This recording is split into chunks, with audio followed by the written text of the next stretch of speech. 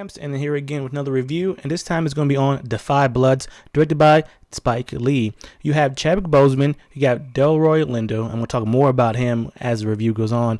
You got Norman Lewis, Clark Peters, Isaiah Whitlock. Now, is Isaiah Whitlock, many people know him different things, different TV shows, but he's kind of the comic relief in here. You got Clark Peters. He has a good story in his in this movie. They don't go too deep in it, but you kind of get the gist of it, and I'm kind of glad they didn't go too deep because just from the acting Clark gives for what's happening in his personal life, what happened was done very, very well. And you have Chadwick Boseman here. Now, as we all know from a lot of the trailers, Chadwick Boseman is the kind of leader of this group. It's 5 men. They call them Defy Bloods. Is during the Vietnam War, and basically they're in this unit, and Chadwick Boseman is their command leader. And they go to Vietnam, and they find something which they bury, which is not really a spoiler. They find gold, of course, and they bury. And of course, something bad happens to Chadwick Boseman, which you'll find out later in the movie. But as many years later, they come back to find Chadwick's body. So they bring it home, but also there's gold, and the gold basically that's the MacGuffin of this whole movie. The gold is, I think it's the the Viet Cong's gold, and they're gonna get it and try to take it back home and everything, and a lot of things happen. The best thing about this movie is acting and directing. Now, honestly, the first half of this movie is phenomenal. I love everything about this movie. And the number one person that breaks out in this movie is Delroy Lindo. Delroy Lindo is phenomenal in this movie. He's playing Paul. He is closest to Chadwick Boseman's character, and Chadwick Boseman's character is Norman. So Paul is very close to Norman, but as Norman passes away, Chadwick Boseman's character passes away. Paul goes through a lot, and we see a lot of PTSD in this because how Delroy portrays that is so emotional. You gain so much from him that you feel his pain, you feel his agony, what he's been through to the Vietnam War. If you go look at the Vietnam War, that was just a horrible war. I'm not going to go into that, but I'm really going to focus on the acting in this movie. Every time you see Chadwick Boseman in this, in every scene in this movie, it's amazing. Now, Chadwick Boseman is not in this movie the whole time. He's just one focal point in the movie that they flash back to. But when they do flash back to him in this movie, it's phenomenal. It's amazing because everything that Chadwick Boseman says out of his mouth, you just stop whatever you're doing. If you're not distracted or something like that, if you're not really paying attention in the movie, when he comes on the screen, you really pay attention because anything that he comes out of Chadwick's mouth is so profound. He has a lot of things to say.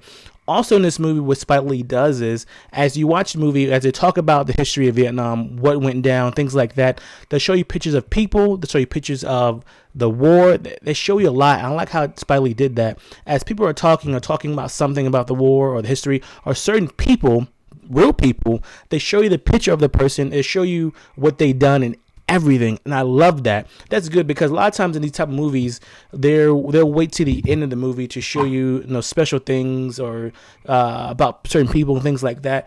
They do this in the movie. They do this as they're talking about that. It's almost like a history lesson within the movie, but you really don't realize it until maybe later on. I'm a big movie person, so I kind of realized right away what he was doing, and I loved it. We need more of that, especially in these type of movies, to highlight that. We don't get a lot of movies about our black soldiers. In the Vietnam War, the black men were thrown out first. And a lot of the Viet Cong, would use propaganda to ask us why we're fighting for the Americans, why are we fighting for the white man that doesn't even respect us? We're fighting their war. So that's a lot in there as well, and I like that. So this is a really, really good one. Like I said, the first half of the movie is phenomenal. Delroy Lindo, you look in his eyes, you see so emotion, you see the tragic, the hurt. I'm telling you this. He deserves an Oscar nomination. He was amazing in this movie. Like I said before, Chadwick Boseman is awesome. Like I said, another character, Isaiah Whitlock was amazing in this movie. He was just so funny. It was at right times. It wasn't where it was always drawn out. It wasn't overboard or anything like that. and at certain points hit it just right. Chadwick Boseman, as he portrayed in the movie, he's portrayed basically as no nonsense, speaks from his chest, says what's on his mind, and says it out, and I love that. Now, there's one scene. This is not too much of a hard, not really a spoiler. There's one scene in the movie where they're listening to the propaganda, asking them why they're fighting for the white man. And Chadwick Boseman basically talks to them and tells them why they're fighting, what's the reason why they're here, and don't stoop to nobody else's level. Be true to themselves. And I like that. And they stuck beside of him, and that shows the power of a leader. So I enjoyed that. And now some movies, parts of movies do have little comedic relief, and I enjoyed that. The music in the movie was done very well, which balanced out the movie. The editing and all that, love that. The first half of the movie is phenomenal. The first half of the movie, when they got there, going for the gold, phenomenal. Now, the second half of the movie, in my opinion, wasn't on the same level as the first half. The first half movie was about right here. The second half is about right here. So, to me, it didn't balance out enough. In the second half of the movie, it kind of tapers off, and it does a lot of different things. It gets more actiony in the second half. The first half you get the emotional trip. You get them coming together. You get them searching for the gold. You get them coming together. They're talking. They're reminiscing. Things happen. I enjoy that because each scene that Delroy Lindo, he playing Paul. Every scene Paul is in, or Delroy, of course, every scene that he's in is captivating because he tells you what's going on. He tells you how he's feeling. Then there's one scene he talks about the PTSD where they all come together and they talk about that, and I enjoy that. It shows that a lot of black people, we don't talk about our emotions. We don't talk about things that are going through our head. We don't go and talk to psychiatrists or whatever to vent our issues or figure out ways to cope with our problems. And they show that in there, and they talk about that, and that's a phenomenal scene. That's one of the best scenes. And there's many other good scenes, but I truly enjoyed that scene, and I do hope that he gets an Oscar push for this movie because he deserves it. And also Chadwick Boseman. Chadwick Boseman would be the lead actor, of course, in this movie, and Delroy Lindo is the supporting actor. He'll get a nomination for Best Supporting Actor. If he doesn't, it's going to go crazy because that's ridiculous. Now, the second half movie, like I was telling you, it kind of drops off because it's doing things that is strictly different from the first half of the movie. You get this emotional trip where everybody's coming together. Then you kind of taper off down a lot where you get in this action. You know why you're getting this action, what's happening, because it's kind of cliche. You knew it was going to happen, but I feel like it needed it. Of course, it needed this type of movie, but I feel like it was executed very light because to me, it didn't balance out the movie how it was right here with the emotional, and the action just kind of dropped down because you kind of figure out this is happening out of nowhere. Like, I mean, you figure out, you're feeling why it was going to happen, but I feel like it wasn't executed right because it threw you off a whole lot in this movie. This movie is about 2 hours and 35 minutes long. In my opinion, this movie is too long. This movie could have been cut off 30. The movie can cut off 30 minutes of it to drop down to a nice 2 hours. Even take out about 45 minutes of it because a lot of the stuff in the movie you didn't need it.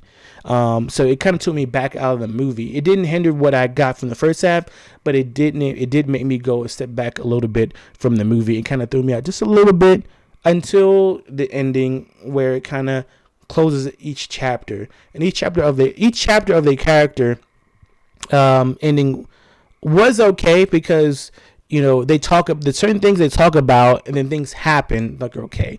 But this one character, I'm not gonna tell you what happened to his character, but he's played by his character's named Eddie. He's played by Norm Lewis.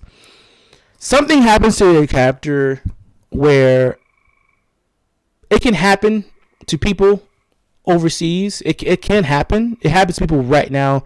The time we live in now. You understand when you see that role, but watch for Norman and see what happens to him because what he was doing, what took me out of the movie, what was happening, what he was doing took about 10, maybe 13 minutes of just him, which wasn't necessary. And I felt like they could have cut that out or they could have changed that a lot. That threw me out. Watch it. I was like, that's just ridiculous. But other than that, this movie has good editing. It has good, phenomenal acting. The music is lovely. The cinematography is beautiful. All of that. It just drops off in the second half. A lot of things they added wasn't necessary. It felt a little bit too long near the end, which they could have cut out maybe about 45 minutes of the movie. But other than that, I did enjoy myself. Not as good as BlacKkKlansman, his other movie that he got an Oscar for. Not as good as that one. Come close to it. I can't wait for more movies coming out because, of course, this movie reflects a lot of things that's happening on today in our society. And I think everyone should watch this. Check it out on Netflix. If you have Netflix, check it out on Defy Bloods. If you've seen it, please leave a comment. Make sure you like, share, and subscribe. I enjoyed this movie. It's a good movie. Everyone should go see this movie from Spike Lee. Even with the issue that I was having with it, I still enjoyed the movie. So I give it a 4 out of 5. If it wasn't for the drop off in the second half of the movie, for the certain situations of things happening in the movie that I think that it could have pulled out and could have cut off a lot of time in this movie, I felt like it should have. Some of the cliche things that happen in the movie that, the people they talk to, things happen. You kind of figure, what's going to happen.